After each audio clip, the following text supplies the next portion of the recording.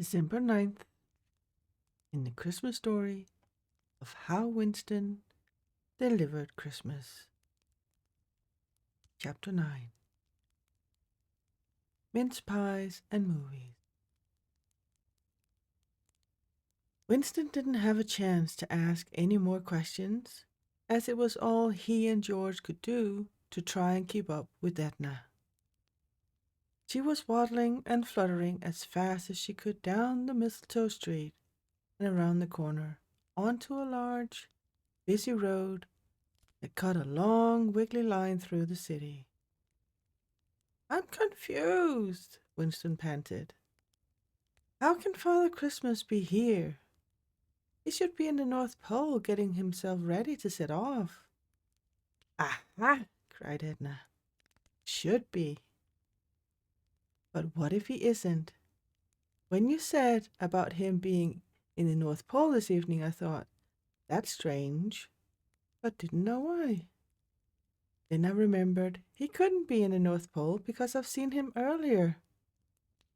We both had, hadn't we, George?" George didn't reply because he was too busy huffing and puffing and wafting his hot face with one of his wings. It didn't stop Edna, though. He carried on talking. "Me and George don't fly about as much as we used to, do we? Not of our age, but one thing we do like to do is go to the Empire, don't we, George?" George had just about got his breath back enough to say, "Yes, the Empire." "What's that?" asked Winston, feeling bamboozled. "It's a moving picture house. You know, movies, talkies, the flicks.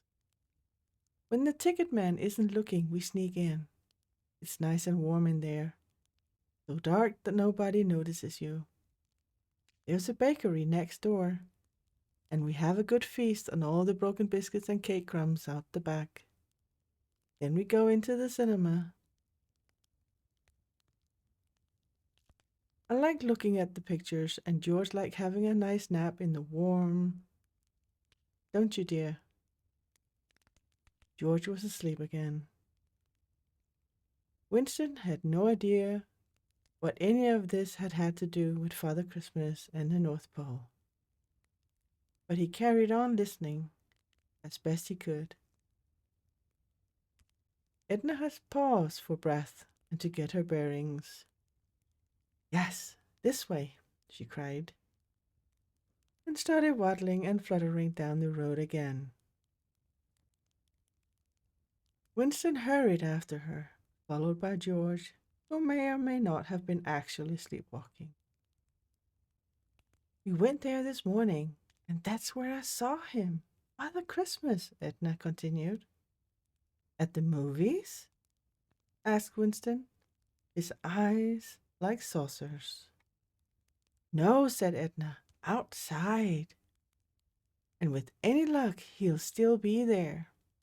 As she said that, she rounded a corner with Winston and George still tagging along behind her. They were now at a very busy intersection where several roads all came together. All around them were cinemas and restaurants and shops and theaters. Lots of people were milling about, and bright lights glittered everywhere. Winston spotted the Empire. It was a cinema building with its name written in huge letters, all picked out with electric light bulbs. "Aha!" hooted Edna all of a sudden. She sounded very pleased with herself. "There he is." Winston squinted. He could see lots of people, but none of them were dressed in red and white with a big fluffy white beard. "Where?" Edna grinned beakily. "Look up," she cooed.